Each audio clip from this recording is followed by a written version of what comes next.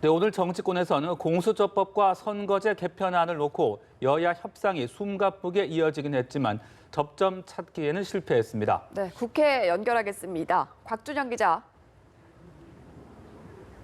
네, 국회입니다. 여야는 오늘 패스트트랙에 오른 선거제 개편안과 공수처법을 둘러싼 연쇄 협상을 벌였지만 접점 찾기에는 실패했습니다. 여야 3당은 조금 전까지 각 당의 원내대표와 대표 의원들이 참석하는 3+3 회동을 열고 선거제 개혁안을 담은 공직선거법 개정안 처리 방향을 논의했는데요. 이 선거법 관련해서 각 당의 의견들을 다시 한번 공유한 것 외엔 사실상 아무런 소득은 없었고 다시 논의하지 않은 계획에만 합의한 채 끝이 났습니다. 이에 앞서 여야 3당은 패스트트랙에 오른 검찰개혁법안 처리를 위한 실무 협상도 진행했습니다. 중점 논의 대상은 공수처 설치 법안 처리 문제였는데요. 하지만 공수처법을 먼저 처리하겠다는 민주당과 공수처 반대 입장을 굽히지 않은 한국당의 입장차가 커 역시 접점을 찾지 못한 채 오는 30일 다시 만나 논의를 하기로 했습니다.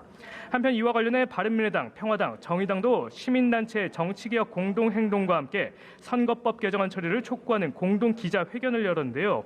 특히 이들은 패스트트랙 사법개혁 법안을 먼저 처리하겠다는 민주당을 비판하며 선거제 개편안을 우선 처리하라고 목소리를 높였습니다. 네, 앞서 전해드린 대로 김정은 국무위원장이 금강산 관광 사업의 남측 시설 철거를 지시했습니다. 여야의 반응 어떻게 나왔습니까?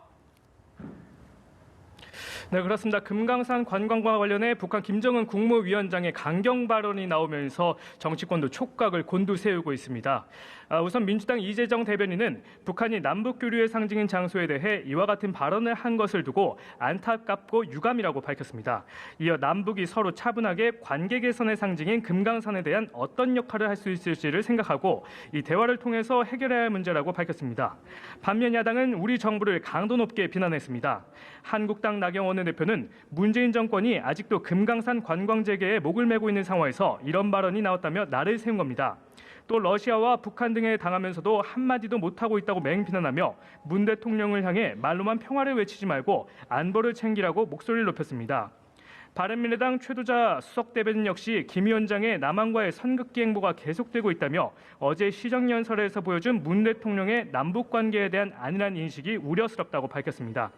이 밖에 정의당은 이번 사태에 대해 개탄스럽다며 북한이 남북 상생의 길로 나와야 한다고 촉구했고 평화당은 남북교류 협력의 상징을 철거하는 것은 섣부른 결정이라고 각각 입장을 냈습니다.